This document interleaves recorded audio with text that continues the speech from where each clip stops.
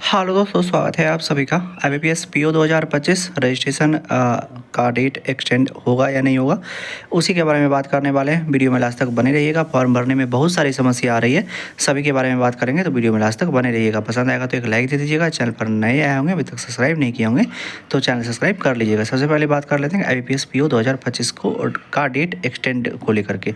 तो देखिए, अब फॉर्म भरने में बहुत सारी समस्या आ रही है और ये IBPS को भी पता है कि मेरा जो साइट है किस तरह का वर्क कर रहा है लास्ट दिनों में। क्योंकि एक तो बहुत ज़्यादा लोग अप्लाई करते हैं जा कर के लास्ट के दिनों में, लेकिन ऐसा वेबसाइट है कि अप्लाई हो ही नहीं रहा है। मतलब आप दिन के समय अगर प्रयास करते होंगे तो अप्लाई होता ही नहीं है, और अगर लास्ट के समय में मतलब रात के समय में अगर आप देर नाइट अगर प्रयास करते हैं तो कुछ अप्लाई हो जाता है।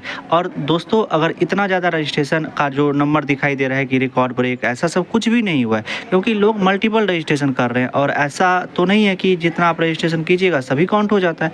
मतलब जिसका फ़ी पेमेंट होता है सिर्फ वही रजिस्ट्रेशन काउंट होता है। तो मल्टीपल रजिस्ट्रेशन हुआ है और एक कैंडिडेट ने 6 बार 10 बार रजिस्ट्रेशन करके अपना फॉर्म भरा है।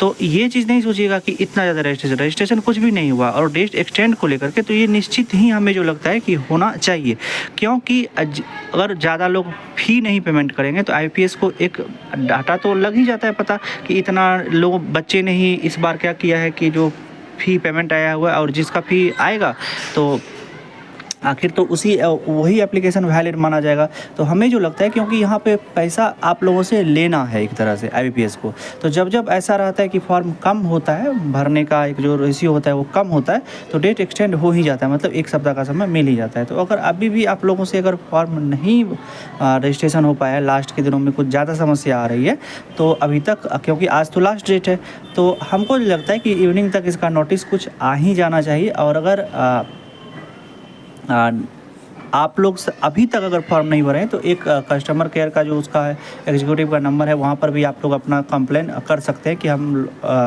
डेट एक्सटेंड को लेकर के। लेकिन अगर हमें जो लगता है कि अगर बहुत बच्चे के साथ अगर ऐसा प्रॉब्लम हो रहा होगा तो डेट एक्सटेंड निश्चित ही होगा। और अगर आप रजिस्ट्रेशन सबका नंबर देखिएगा तो वो सब को लेकर के ज़्यादा पैनिक नहीं होना है।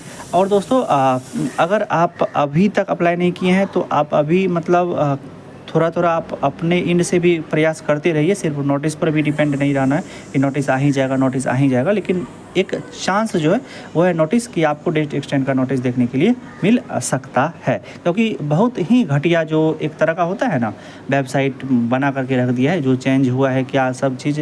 मतलब कभी फ़ोटो अपलोड कीजिएगा तो फिर होम पेज पर, फिर अगर अगर रजिस्ट्रेशन एक बार कर दिए है, फिर अगर आप ऑलरेडी रजिस्टर्ड कैंडिडेट के साथ लॉगिन करते हैं तो आपका लॉगिन नहीं होता है।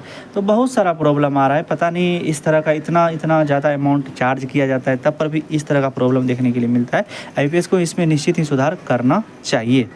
और दोस्तों, बाकी टेंशन नहीं लीजिएगा, सभी कुछ अच्छा हो ही जाएगा। और IBPS हमें जो लगता है कि निश्चित ही डेट एक्सटेंड करेगा। अब चलिए दोस्तों, वीडियो को यहीं तक रहने देते हैं। मिलते हैं इसी तरह के किसी एक दूसरे वीडियो में। तब तक आप अपना ध्यान रखिए। Love you, bye bye.